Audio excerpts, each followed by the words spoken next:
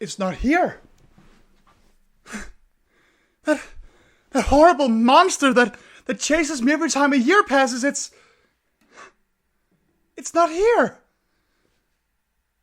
Maybe that means it's safe to talk about Dragon Ball Super. Dragon Ball Super. Oh, what a ride you turned out to be. I loved the Battle of Gods movie when that came out a while back. I mean, it was an actual canon continuation of the franchise I love so much, and it was one that played out very differently than normal. You bet that was my jam. And while it wasn't as good, I really liked Resurrection F too. And when the new show was announced, well, I was ecstatic, as was the rest of the world's fans. And while I admit it was a pretty bumpy ride to go over the movies again, I really think this show became something special once it started doing its own thing, and I have really enjoyed all the action I've been watching the last few years. And while Super isn't exactly ending like I thought it was when I started writing this list, I still think it's worth looking at some of the highlights. So welcome one and all to my top 10 Dragon Ball Super moments. With spoiler warnings, of course. I mean, you shouldn't even be here if you haven't watched the whole show. So go watch it.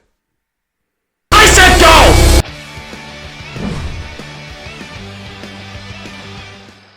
Remember how much people argued about the slice of life episodes when this show first started?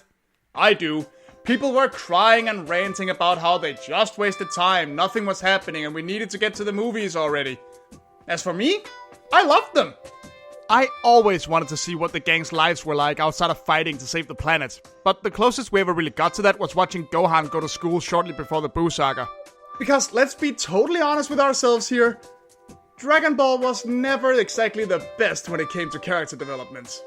Oh, it was definitely there and it worked, don't get me wrong. But it usually functioned by sowing the seeds and then skipping ahead several years when all the work was already done, and then just putting it on display in some grand heroic gesture.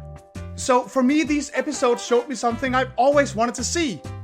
And the best part was watching Vegeta be a good dad. More specifically, I loved the early episode where he and Bulma take Trunks to the amusement park like he promised in the Buu saga. Not only is watching him try to put up with the place fucking hilarious, it actually looks like a genuinely sweet family vacation. And then there's this moment. Yay! Do Papa! かっこいい! 知るか! そんなことよりボタンを掛け違えてるぞ。やべえ。まあいっか。Oh, that right there? That little moment is perfect! Okay, I know you think I'm crazy, but just hear me out here. On the surface, he's being dismissive and perfectionist as usual, but think about it. He's paying attention to what Trunks wants to show him. The old Vegeta would have insulted him for caring if he had even bothered commenting at all. But no. Vegeta dotes on him in his own gruff little way, showing that his pride and perfectionism now extends to his son. All with one little fix of a button. He may fly off in a huff soon after, but this whole bit shows that Vegeta is really working at this good person thing now, without having to give up his characteristic pride. And I think that's brilliant. パパ行っちゃったね。ベジータにしてはよく我慢したわよ。パパ楽しかったよ。ありがとう。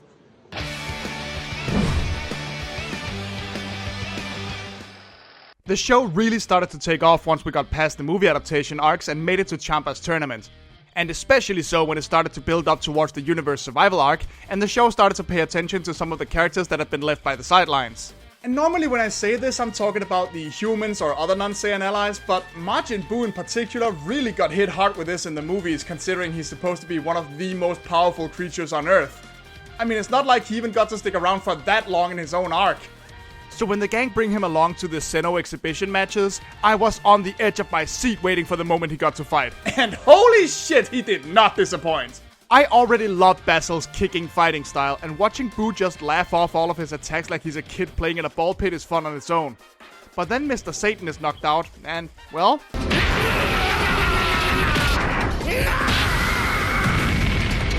I mean, goddamn! Not even drugging up saves the poor guy. He just gets his ass handed to him on a silver platter, and it was such a highlight of that little tournament for me. So you can probably guess that I got really pissed off when he was cut for the Tournament of Power. Although, of course, as I suspected, that did lead to even greater things. But still, it was just nice to see him get one moment in the sun.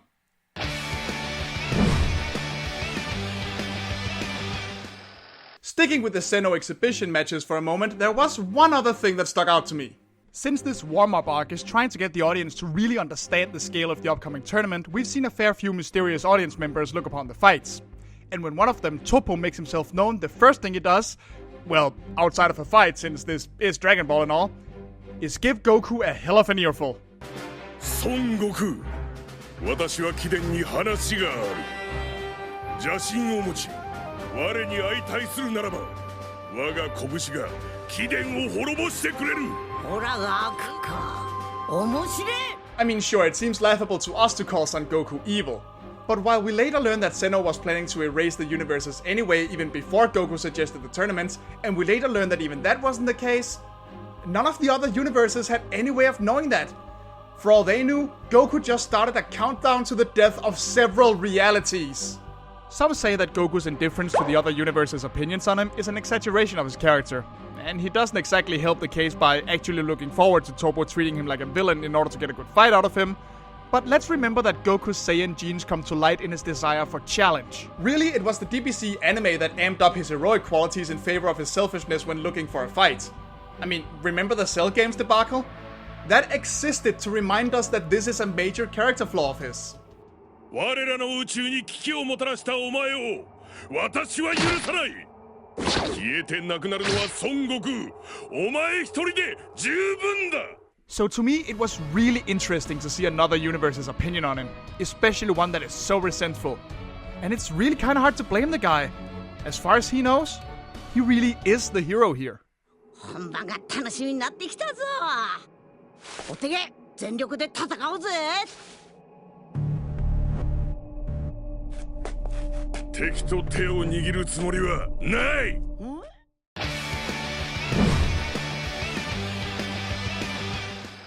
Hey, remember that time we had no idea there was such a thing as a Super Saiyan? Boy, that sure feels like a long time ago, doesn't it? Now the golden hair is as synonymous with the franchise as the 7 Dragon Balls themselves, and Super has gone absolutely insane introducing even more new forms.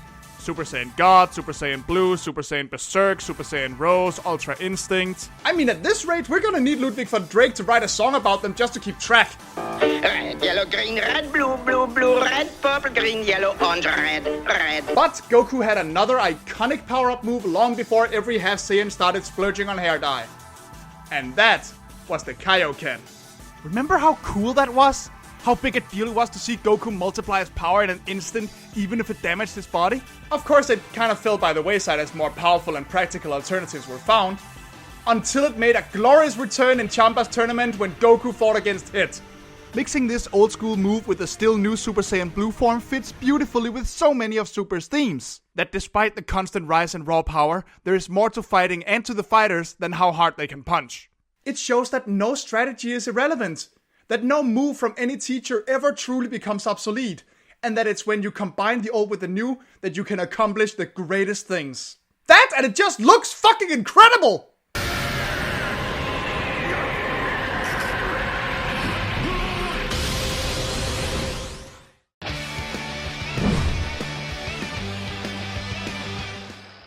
I don't really understand why so many people had such a problem with Universe 2.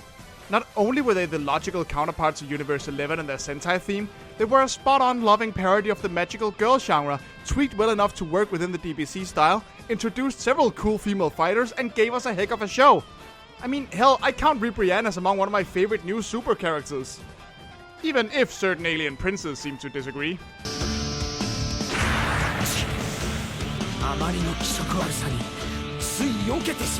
But while I could, for example, talk about Android 18's amazing fight against Brienne, I actually think the greatest moment came when it was time to say goodbye. We'd already seen what it was like when a universe was erased. No big explosions, no fanfare, just gone. And in those moments, it was horrifying, and it was heartbreaking to even think of the billions of lives that were gone in an instant. But when it dawns on Universe 2 that they were eliminated, their reaction is something else. 今まで応援本当にありがとう。第二宇宙は消滅してもあたいたちの愛はみんなの中で生き続ける。それじゃあ最後にいつもの言っちゃうよ。せーの。バイバイ。 I mean, wow. Not only did their god of destruction let the entire universe know what was at stake, but they all handled their situation with absolute grace, just being content to see their heroes fight for their sake. That is absolutely incredible. To me, this both made Universe 2's departure much more harrowing than the others, and instilled just that brief glimpse of hope in an otherwise grim situation. I mean, if we're totally honest with ourselves, we all knew that things were going to turn out fine in the end. But that doesn't negate this beautiful moment one bit. At least, it doesn't for me.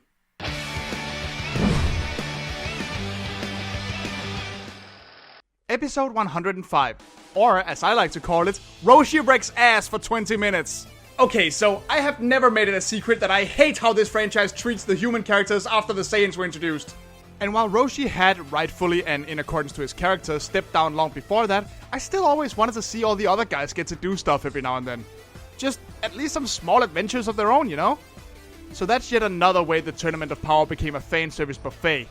It finally allowed several characters to show off, even if they didn't exactly make it to the top of the power level food chain, and it was glorious. Now, some would argue that Roshi, the immortal and several centuries old martial arts master, being able to compete in the Tournament of Power just by training off screen is utter nonsense, and yeah, I totally agree. I mean, it's not like random instant bullshit power-ups were ever a thing in this franchise, so clearly one character spending literal decades off screen to power up even a little is totally unreasonable. But let's not forget where Goku learned his first ki blast, even if it was just by observing. Let's not forget who taught him that there is always a stronger opponent out there. Let's not forget who taught him to think when he fights. This entire string of fights where Roshi takes out several of the trickier fighters so the powerhouses won't have to deal with them is a celebration of the importance the character has had on the franchise and how essential he was to Goku's development. It's an absolute love letter to the old school fans, and I loved every single second of it.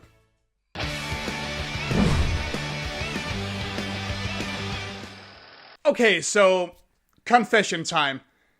I really didn't like the future Trunks saga very much. Part of it is because I just thought it was a dick move to make Trunks' future worse after he worked so hard to set it right. But mostly it's because I just did not give a crap about Zamasu. God, what a shit villain. He never came across to me as this frightening xenophobic god figure he supposedly was, and more like a toddler screaming his head off over having to share his cookies with the other kids. And arguably that's the point, that his whole philosophy is pathetic, I get that, but I was never afraid of him, I was never impressed by him.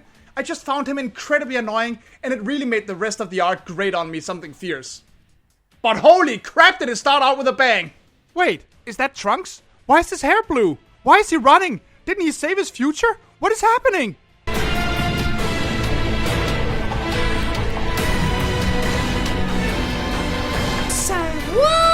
Now, I am not the kind of fan who starts brewing theories or scanning every frame when I watch a show. But when Goku Black appeared, my mind instantly started racing. Was this a leftover android? Was it another unknown Saiyan brother? Was it the real Goku somehow surviving his heart attack and becoming evil?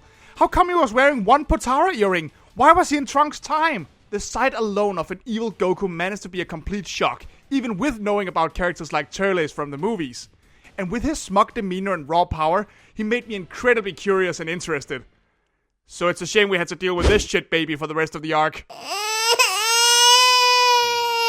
Still though, what a setup! Good job, man!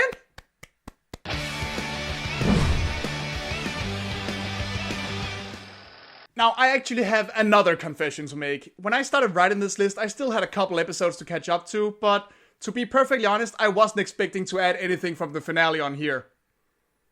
Because I really didn't like Jiren very much either.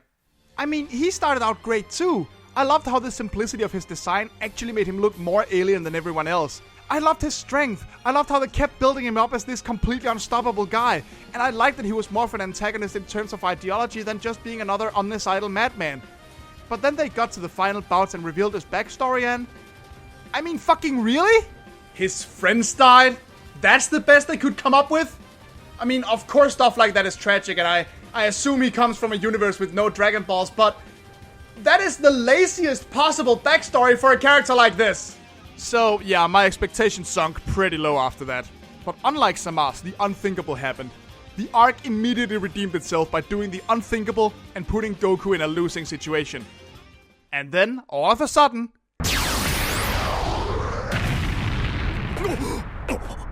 お前はフリーザ。17号さん These two reappear, join in on the fight, and completely turn the tides.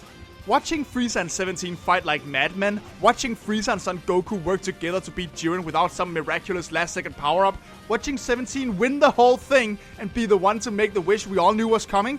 It was such an unusual take on how Dragon Ball usually plays out, and it was an absolute delight to watch. Well done, guys. Well fucking done.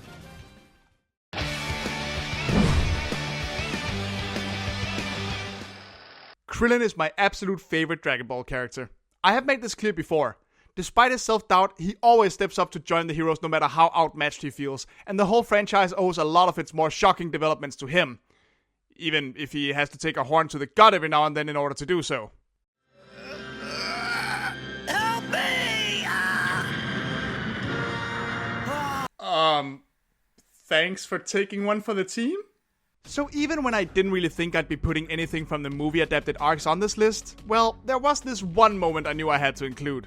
And that was when he and the other Sea Fighters took on Frieza's army when he returned. You might be noticing a pattern on this list, but I have loved every instance in this series where the older characters get to show off, and this is no exception. Movie and show alike, it was amazing to watch the gang rip Frieza's army to shreds almost effortlessly. But Krillin hangs back, obviously and understandably terrified and paralyzed at facing the villain that killed him once before. At least until he gets a pep talk from one of his most important sources of inspiration. ブー、ビルス、そして悟空にベジータ。すごい連中の戦いっぷりをお主は誰よりも近くで目にしてきたんじゃ。そんな下っ端の攻撃なんとちゃんと見れば当たりやせんわよ。俺がもっと自信を持たんか。お主の技は亀川流じゃぞ。 And I think you can imagine what happens next.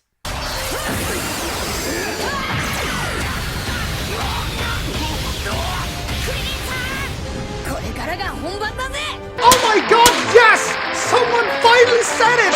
In universe! Somebody finally said it! I have been saying this for years! So many viewers of this series are so quick to dismiss the other characters for being weak. But the problem was never them growing weaker. It was that the playing field kept changing. But Krillin was Goku's first rival, showing much more cunning and inventiveness than him. He was the measuring stick for how dangerous King Piccolo and his offspring was. He actually scared our current Piccolo once. He wiped out the majority of the Cybermen. He decided whether Vegeta got to live or not. He taught Gohan a huge chunk of what he knows when they went to Namek. He ran rings around a powerful intergalactic warlord and his rogue underling for days just by being quick on his feet. He gave Android 17 and 18 new leases on life. No matter how afraid he is, no matter how outmatched he is always at Goku's side, and his importance is immeasurable. And that is why he's my favorite. And even if we're talking in terms of raw power and you're on the other side of the Tien versus Krillin debate, that still, at the very least, makes him the second most powerful wholly human creature in his entire universe. That's not something to scoff at, man. This, a word of encouragement from the man that taught him his basics, was exactly what Krillin and those that love him needed to hear. So why the fuck was he the first one out of the Tournament of Power? Are you fucking serious? That is some grade 8 bullshit! But you're probably wondering what can possibly be left for number 1 now, right? I mean, I already mentioned the finale and my favorite moment from my favorite character, so what's left? Well, you'll just have to find out after these honorable mentions.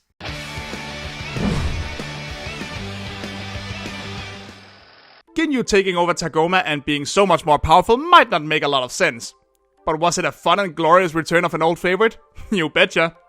Vegeta proves that you don't have to fly and shoot ki to be impressive, and he gave Vegeta a hell of a cool fight. Now, we all love our Goku is a terrible parent jokes, but at least he and Piccolo make pretty neat grandparents. Them babysitting Pan was probably the cutest thing in the whole show. The Universe 2 fighters being magical girl parodies was funny. Android 17 actually getting in on the act and hamming it up as a supervillain was hilarious. Champa's goodbye to Beerus may be silly, childish, and petty and unfitting for the otherwise emotional moment. But then again, brothers will be brothers.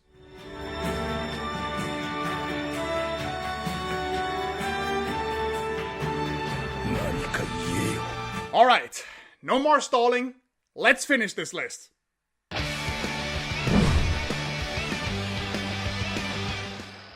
We've been over a lot of cool things about Super in this video. Cool new characters, the love and respect for the franchise's history, character development, turning some of the franchise's tropes on their heads, and that's all been great. But I can sit here and pretend to be ever so intellectual all I want, and that I only like the show when it's being a little more complex than usual. But when it comes right down to it, we all watch this shit for one reason. Adrenaline! Watching our favorite characters duke it out against new threats, dishing out new techniques when things look the most dire, showing off the fruits of their training and beating impossible odds, it makes our caveman hearts pound with excitement, and it's awesome. And the one fight in the whole show that hit me the hardest with this was Goku versus Kefla. I understand if you think this is a fairly random fight to like so much, and yeah, I could nitpick. For instance, I have mixed feelings about Ultra Instinct, since I'm not sure it warranted a whole new transformation, and while I liked Caulifla as a counterpart to Goku, I didn't particularly care that much for Kale personally. But all that went out the window once the two of them fused and started duking it out with Goku. I have no clever words or phrases to express how pumped this got me.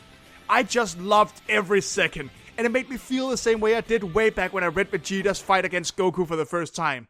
Especially right here.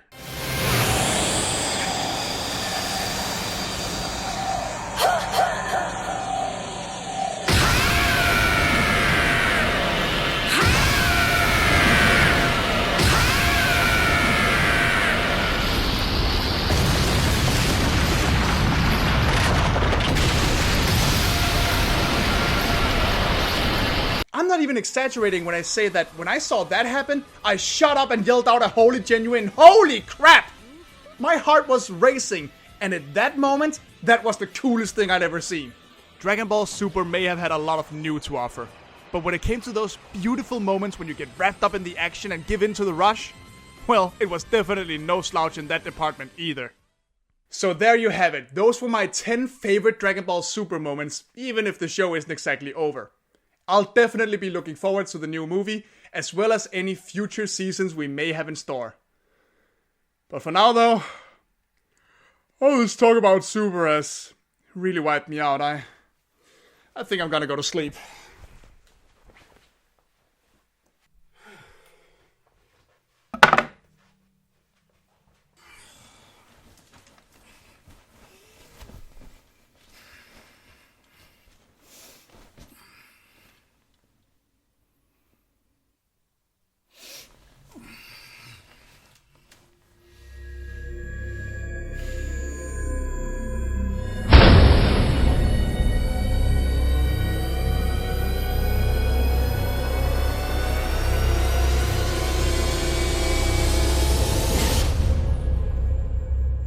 Just ride my neck!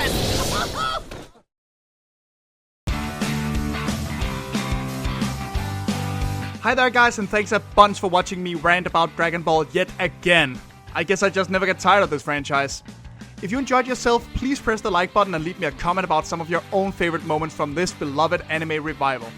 And while you're doing that, I just want to say a quick thank you to John Aljets, Warren Miller, Keith McRae, and my other patrons for their support. You really have no idea how cool this is of you guys, so thanks a bunch. And if you're considering becoming a patron and supporting my work yourself, well, there's a link to my Patreon page in the description below, where you can learn all about it. Don't forget to subscribe and hit the little bell for more fun videos in the future. And who knows? If enough people subscribe, I just might talk about Dragon Ball Evolution sometime. Huh? Huh? Fuck that.